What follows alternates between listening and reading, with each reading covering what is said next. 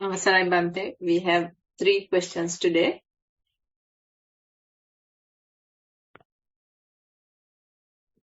Question number 1 of 3. This is on mindful sitting. Bhante, hope you can hear me. Yes, I can hear you.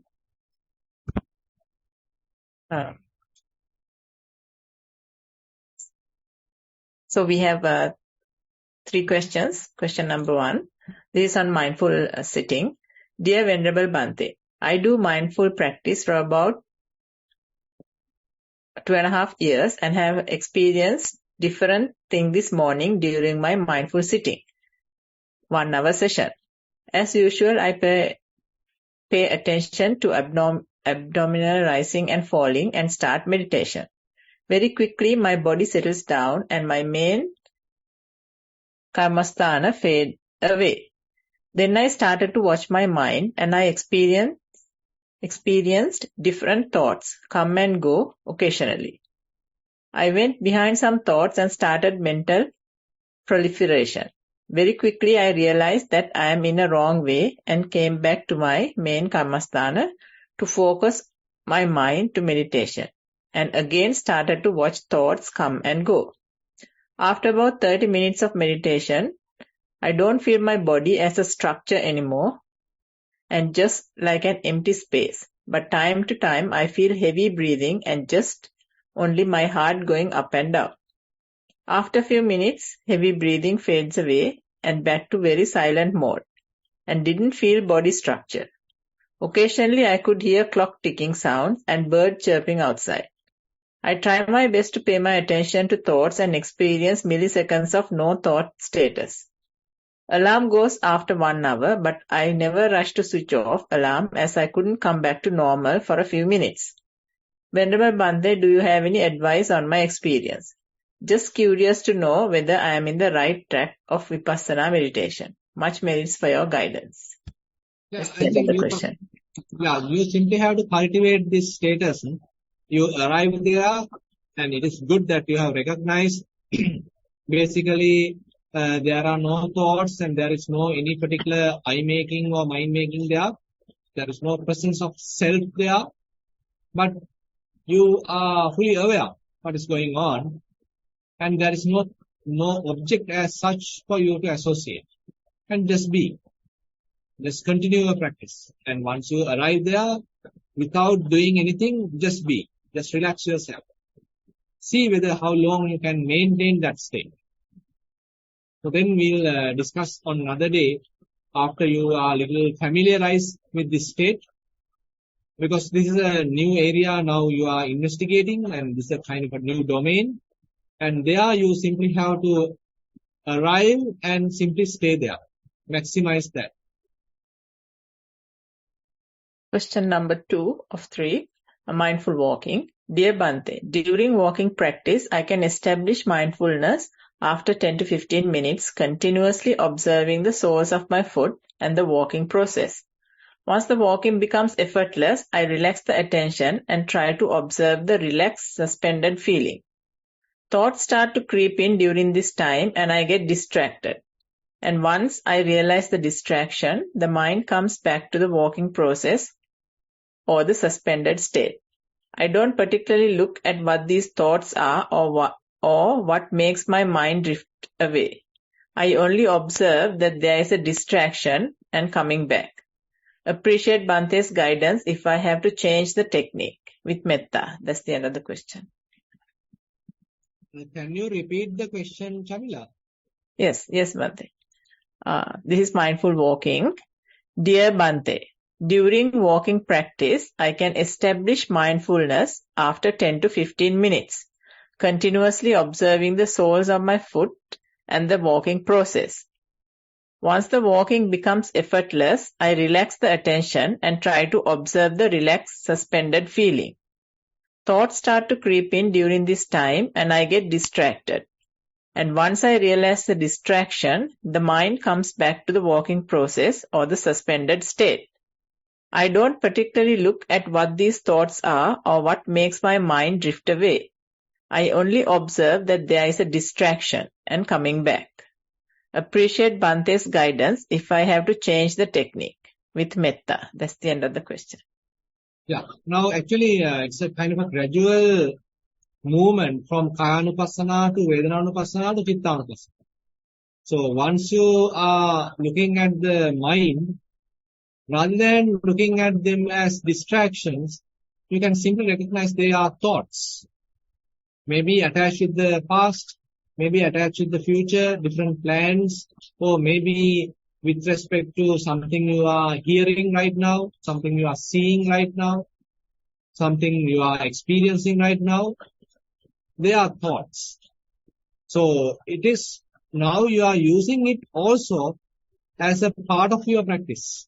So therefore now when you are slowly developing, so this even Chittanupassana may happen within the same session. You don't need to categorically think, okay, now I am practicing Chittanupassana. Rather, gradually, you are getting to that domain. You are getting to that area, that posture. And while there, simply recognize how thoughts are operating, how thought is appearing, and how mind is trying to promote that thought, or mind is trying to construct that thought, or mind is trying to get rid of that thought, or that thought is asking you to participate or to think. Try to recognize all these temptations we have. And if you are able to recognize that, then you may not participate in thinking. Rather, you may start looking at how thought is coming and going. Then slowly or quickly, the thought may disappear. Because you haven't recognized with it or identified with it. You haven't promoted that thought. Rather, the thought has come and now thought has gone. So you are in a more relaxed mood. So therefore, rather than interpreting it as a distraction, recognize, okay, this is merely a thought and how this thought is operating, how it is behaving. This is something that you are now trying to learn by examining the mind. So this way you can do a little bit of an adjustment. Question number 3 of 3. This is on the Dhamma sermon. Dear Bante, regarding Vepachitta Sutta example, does that mean the bondage and everything is instantaneously created with thinking? Or is there something beyond which exists before thinking and prapancha? With metta, that's the end of the question. Yeah, actually, this bondage is strengthened because of the thinking. And this thinking does not need a long thinking. It does not need a huge amount of rumination or huge amount of overthinking. Even a subtle, eye-centered thought is enough to have this bondage. That's what we can, as an essence, we can understand. So if even the thought I am is a proliferation, even the thought I am is a conceit, I am is a what we call a manjana, conceiving, then you can say how much such thoughts are there when we start thinking many different lines. You are thinking about your children, your husband, your wife, your job, and this and that. Keep on, and many instances you are there. Your presence is felt as an individual. You are there, and you are promoting all these bondages. So basically, the bottom line is to understand this. So that's why we are discussing these kinds of suttas, these kinds of books, to understand how proliferation and this conceiving are binding us to the samsara. Otherwise, we could have simply keep the mind relaxed. Otherwise, we can keep the mind simply without proliferation, without attachment, without conceiving. But internally there are still, say, different tendencies available, different mechanisms are operating, and those mechanisms are promoting I-centered thinking. So that is what we are trying to understand. Just got one more question. So the question is, Bante, why do we have thoughts and where do they come from, please? That's the question. Yeah, that's what actually this sutta is trying to answer. So there are various causes. There are 5 causes listed here. And we'll discuss all these 5 causes one after the other, one by one.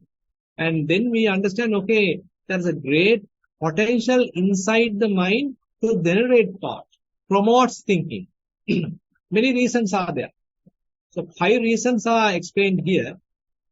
And so those are the reasons, those are the causes. And examples for thinking are listed. I am is a thought, I am is a thinking, I am is a conceiving, I am this or I am that is a thinking, imagination, proliferation, conceiving. So likewise, so there are 9 examples listed here in this particular sutta, but there are 5 streams of thinking or 5 kind of forces generating the thinking. In a way, we can say it is very much like a pathology. Into your mental fabrication, formation, there are 5 forces available, and that is what Buddha is explaining here. That's all the written questions we have today. So is there anyone on Zoom who has a question and would like to present it to Bhante? If you have a question, you can raise your hand.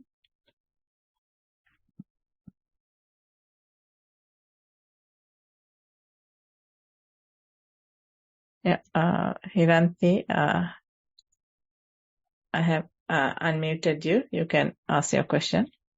Thank you. Thank you, Bhante. With all these things which you just mentioned, the 5 ways, how does one behave and talk and go on this path without any proliferations, It's because when I heard these and thought about the way I talk very little, unless, I tend to not to talk unnecessarily and look, and it's a very, very difficult thing. Could you kindly give me some guidelines, please? Yeah, that's why, we are how to practice mindfulness. Mindfulness is one very important strategy to understand these things and to calm down the mind, to relax the mind, quiet, to make it quiet. And again, you are practicing vipassana. That is another area, helping the mind to calm down, relax, understanding the internal, this turmoil going on, fabrication going on. And the practice is the solution, basically. So that is why only the Arahant is called completely free from prapancha, completely free from proliferation. And when he is the one called, what we call as the peaceful Muni, where there is no conceiving happens in his mind. So therefore, before that, we all are going through all these imaginations, proliferations, conceiving. Those are going on. But understanding this, actually we are trying to minimize it. Because we understand how futile it is, how useless and how harmful sometimes it is.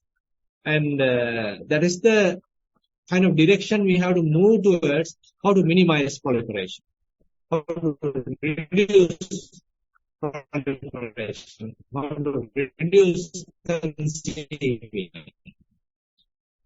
So various strategies are mentioned. We will discuss them slowly as we are progressing.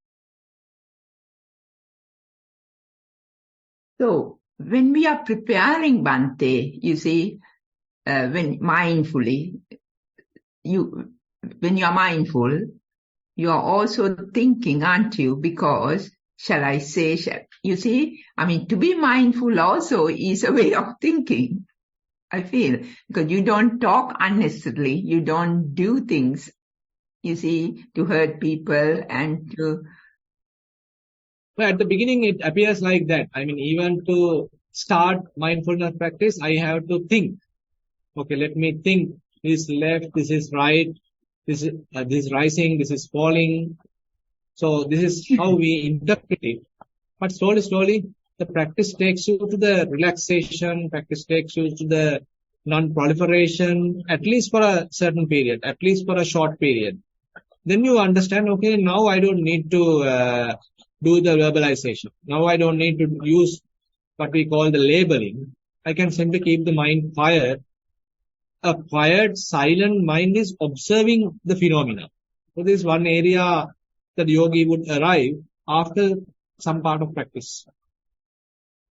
Okay, so as you improve on the mindfulness, you will come to a stage where you don't need this internal dialogue.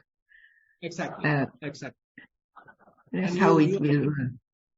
How beautiful it is, how peaceful it is to minimize that internal dialogue, that inner chatter, Yeah, and to quietly observe as a silent observer without fabricating, without manipulating the situation. How you can silently observe a situation? You are going through an experience, but as a silent observer. So this is a capacity that slowly we are developing with the practice. So we develop that as you progress on the path. Exactly. Yeah. Thank you, Bhante. Theruwan saranai.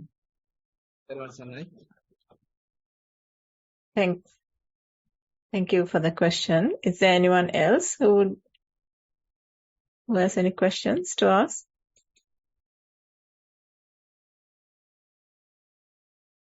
So nobody has raised hand. So I think we can end the program. To end the program, I would first like to pass our merits and thank Bhante for his valuable time, even with the busy schedule at the monastery. To all the supporters of this program, both seen and unseen, and to the participants for joining today to practice and share their questions. Sadhu, sadhu, sadhu. Theruwan saranai.